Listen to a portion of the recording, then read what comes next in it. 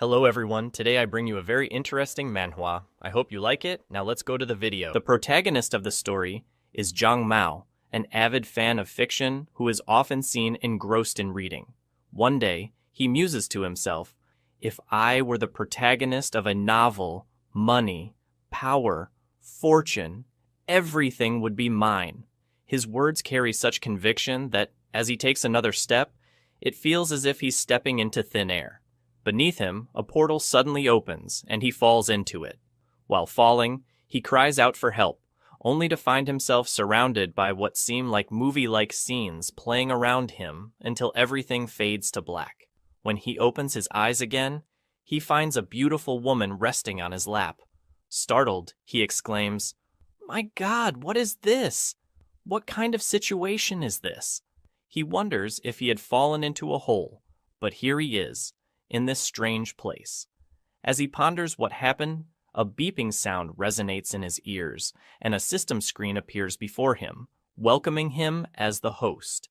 The system informs him that he has been transported to the world of the year 90,000, and that his new body's original owner was falsely accused of stealing a body-tempering pill from Fu Yanji of the Pharmaceutical Furnaces Division. As punishment, the previous owner was imprisoned in the Devil's Tower, a place for sealing demons. The system further explains that his second sister, Meng Bao, tried to save him but ended up severely injured in the process. Saddened by this, Zhang Mao looks at Meng Bao lying unconscious and asks the system, "She looks seriously hurt. Should we just let her die?" The system reminds him that Meng Bao is one of his future companions, and their life forces are intertwined. If she dies, so will he. However, if they survive, their dual cultivation sessions in the future will significantly enhance his strength. Realizing the urgency, Zhang Mao orders the system to save Meng Bao. The system grants him a chance to live due to his special Yang God physique, which makes him responsible for expelling demons. A mission is issued.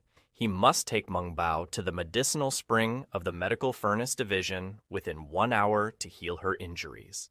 To aid him, the system provides a star technique scroll, which contains methods to repair internal meridians and external bones, boosting physical strength and cultivation speed. However, failure means death for both. Shocked by the short time frame, Zhang Mao quickly picks Meng Bao up and runs. He feels the original owner's memories resurface within him as he heads toward the tower. Before the imposing structure, he remarks, "This is the demon court of the 90,000-year world. The people here are tough men who slay demons. And yet, instead of giving me a capable body, they've placed me in the shell of a useless man with the same name and surname as mine." Arriving at the spring, he realizes it is the key to Meng Bao's recovery. As he moves, he hears the voice of Yanji, who is searching for him. To avoid being discovered, Zhang Mao leaps into the medicinal lake. However, Meng Bao, unconscious, cannot hold her breath. His only option is to share his breath with her mouth to mouth. They exchange air repeatedly while hiding underwater, with Meng Bao seemingly enjoying the sensation subconsciously. Meanwhile, above the water, Yanji's subordinates report that they couldn't find Zhang Bao nearby. Suspicious, Yanji notices bubbles rising from the lake but pretends not to, telling the others to leave. Once underwater, Meng Bao regains consciousness and sees Zhang Mao kissing her. Furious, she uses her strength to throw him out of the water, calling him a scoundrel. As she steps out, dripping wet, she accuses him, "I rescued you from the demon-sealing tower, and now you're taking advantage of me." Blushing, she adds that he was rude. Zhang Mao, trying to explain the situation, insists it's a misunderstanding. But Meng Bao grabs his ear and demands an explanation. Before he can answer, Yanji appears, laughing maniacally. "Playing fish in the midst of impending death, are we?" he jeers. With a crazed expression, Yanji declares, "Escaping the tower is a capital offense, Zhang Mao. I won't let you get away today." Yanji shouts for Meng Bao to hand over the protagonist to him. However, Meng Bao still protects the protagonist, saying he must not intimidate him while she is there. Before long, they are already surrounded. Yanji, laughing mockingly, says to her, "What do you have to offer except big breasts?" Then Yanji launches an attack against the protagonist, declaring that he must die today, but the attack misses. Meng Bao quickly pushes him back and begins fighting the extras, demonstrating great skill, while telling the protagonist to flee to the mountain and that she will meet him there later. Guys, I took a break from the manhwa to say that if you like the video, don't forget to like and subscribe, but 90% of those who watch the video don't subscribe, so I'm counting on your help. Now let's go back to the manhwa. However, Yanji, wielding a strange green power, says he won't allow it. He attempts to strike Meng Bao, who swiftly dodges and notices that his attack carries poisonous gas. Soon after, she is hit by another faster blow, sending her flying away. The protagonist quickly tries to catch her so she doesn't hit the ground. She falls onto him and the two blush. Seeing this and envious of them, Yanji leaps and attempts a downward strike. The protagonist, realizing that Yanji is not joking around, shouts to the system, asking if it isn't going to give him his reward from the previous mission. The system promptly appears and says the host finally remembered the reward. It then grants him the previously shown star technique as a reward. The system announces that after learning the star technique, the host gained Meridian Realm strength for half an hour. Before being struck, the protagonist quickly stands up and begins to emanate great power. As Yanji is about to hit him, the protagonist still has time to say how Yanji dares accuse him of stealing the elixir and points out every step of the way. He declares they must settle this today. With immense strength, he grabs Yanji's arm. Yanji, shocked, wonders how someone in the first stage of the body-forging realm can have so much power. Perhaps it's an illusion, but the protagonist releases even more strength and lands a headbutt to Yanji's chest, causing him to faint instantly. Meng Bao immediately grabs him, asking if he is okay. The protagonist confirms that he is fine. Yanji, having regained consciousness from his knockout, weakly asks how he could lose to someone so weak before fainting again. Concerned, Meng Bao asks the protagonist why she feels he is different. The protagonist responds seriously, "Second sister, I feel that you are also different." Worried, she places her hand on his forehead, saying that this isn't good. The protagonist remarks that they were poisoned by Yanji. He then asks her what they should do and if they are going to die. Meng responds, "Don't forget our eldest sister is a specialist healer. If we go to her, we can get rid of the poison." She immediately pulls him by the arm, saying they should regroup with everyone at the foot of the mountain. As they walk through the mountain, the poison begins to take effect, leaving them very tired. The protagonist soon notices that the star technique has greatly improved his physique, momentarily suppressing the poison. Meng Bao, about to faint, says, "Elder sister is in the forest at the foot of the mountain," before collapsing again into the protagonist's arms. Worried, he tries to wake her, but without success. He says he will protect her and holds her in his arms once more. Softly, he whispers that she sacrificed her life to save his, and for that, he won't let anything happen to her. After walking further, the protagonist sits under a tree, wondering where the elder sister is. He soon hears her voice calling him, saying it's been a long time since they've seen each other. With her beauty, she continues, saying it has been 6 months. The protagonist exclaims that she has finally appeared. However, still with her seductive appearance, she asks, "Why are you looking for me with such urgency? Do you want to die?" The protagonist, completely blushing, says it's a misunderstanding and that something very important is at stake. A life is in danger. She hugs the protagonist, reminiscing about how happy they were as children. "The view here is beautiful. Come, let me see if my little brother has gotten stronger," she says. The protagonist awkwardly tells her to behave and points to Meng Bao, who is by his side, and says, "The second sister is poisoned and may not last long." Suddenly, she notices Meng Bao and calls her name. Beside her, the protagonist declares that everything was Yanji's fault, accusing him of stealing the pill from the medicine house. The protagonist explains that Yanji wanted to take him back to prison, and the second sister was trying to save him. The older sister holds the second sister and comments that this poison is strange and could pose significant danger. Worried, the protagonist asks what they should do. The older sister quickly notices something odd and lets out a small gasp. The protagonist, alarmed, asks what happened. She steps back slightly and explains that the poison is of an extremely yin nature. Since both Meng Bao and the protagonist have extremely yin constitutions, they've been contaminated as well. She admits she was careless. Even more concerned, the protagonist repeatedly asks what they should do. Approaching him, she begins to emanate green energy. She places her finger on his forehead, which begins to glow golden, and says, "The enemy of poison is yang energy. I'll show you the antidote, and you'll help us rid ourselves of the yin poison." Curious, the protagonist asks how he will cure them. As she transfers the necessary information through her touch, he quickly learns what to do.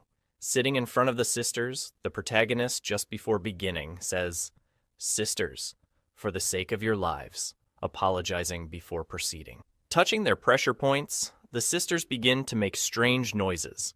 The older sister, gasping seductively, states she can feel the poison leaving her body. They both experience an intense climax as the poison is expelled.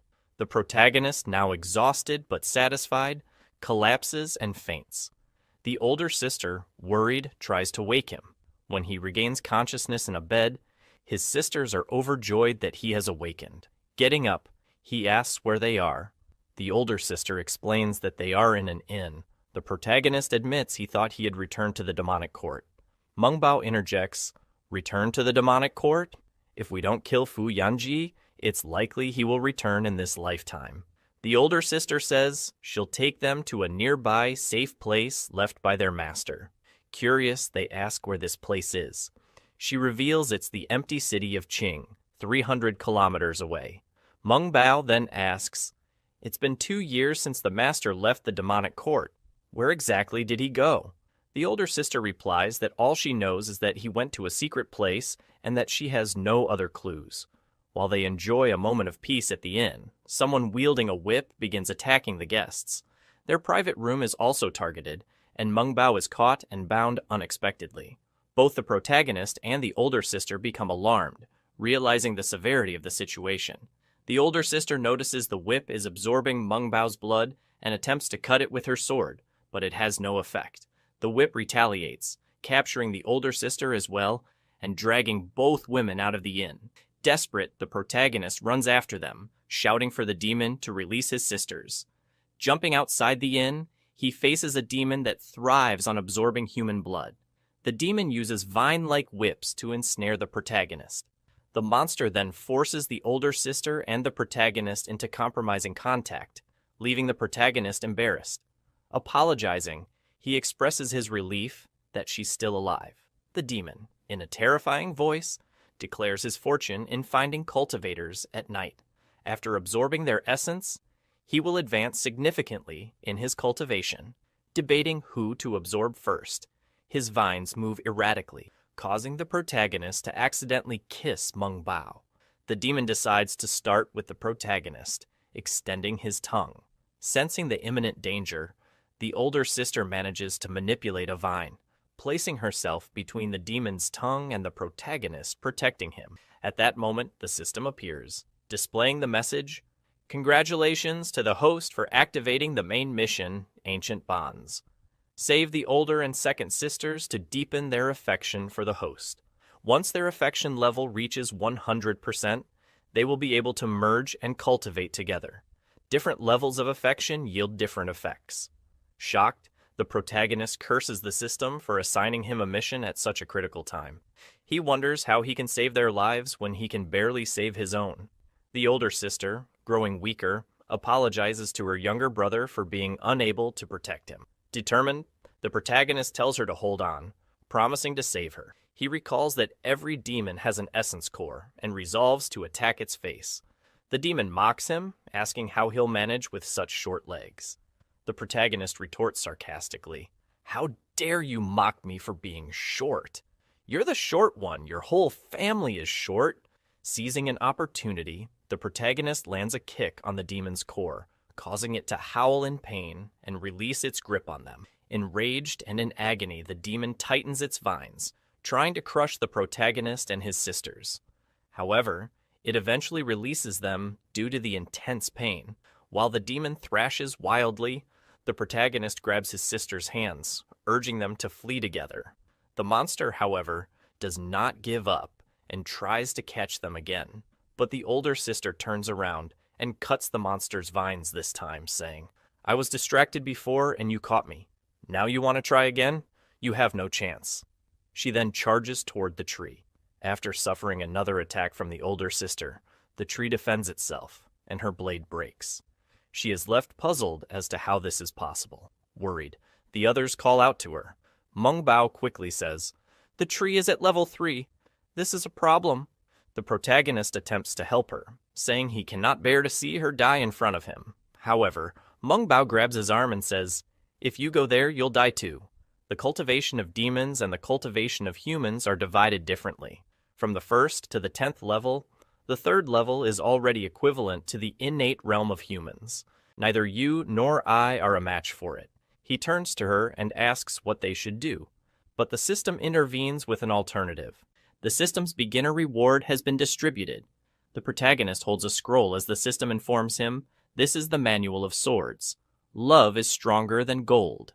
It requires a man and a woman to understand this truth, and both must feel affection for each other. If you and your second sister can understand this together, perhaps you can counterattack the tree demon. Holding the scroll, the protagonist says, "This Manual of Swords, love is stronger than gold, requires a man and a woman to feel attracted to each other. Me and my second sister." Curious, Meng Bao asks, "This is the Manual of Swords. Love is stronger than gold? Where are you going with this?" The protagonist then asks if she might know about this manual. Blushing and looking away, she replies, "Yes, I've heard of it." Without wasting time, she starts kissing him. Their hearts begin to race, and the protagonist feels his heartbeat accelerating. He wonders if his second sister is trying to provoke him, awakening feelings of affection. His heartbeat surges rapidly, and the system announces, "The technique is activated. Love is stronger than gold." The scroll in his hand begins to glow red. As they exchange their love for one another, a pink glow enters their bodies, causing them to feel something different and making their energy overflow. They quickly summon their respective elemental weapons. Meng Bao rushes toward the monster to save the older sister, who is hanging precariously.